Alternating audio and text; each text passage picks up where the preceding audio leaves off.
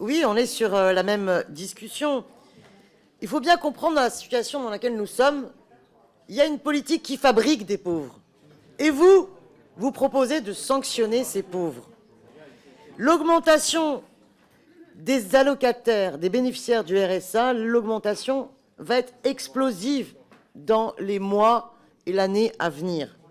Et quand on a une situation de plus de 35% de non-recours au RSA, la priorité des priorités devrait être de permettre de rendre automatique et ensuite de permettre de revaloriser pour qu'on ait une garantie de dignité qui ne soit pas en dessous du seuil de pauvreté. Et vous, votre priorité, au contraire, c'est de trouver les moyens de sanctionner. Alors, vous dites que c'est un contrat d'engagement réciproque.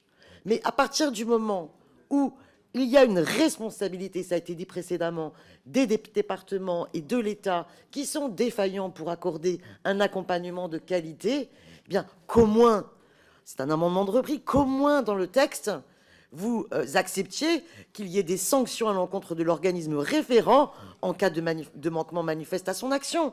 Combien déjà de personnes privées d'emploi ou d'allocataires du RSA nous racontent qu'en fait, ils ne se sont pas vus proposer quelque chose qui leur correspondait, que parfois d'ailleurs les contacts humains sont totalement absents. Donc face à cette défaillance, il faut absolument inscrire l'obligation pour les organismes référents et donc la possibilité de sanctions lorsqu'il y a manquement à leur responsabilité. Mais évidemment, d'abord mettre des moyens.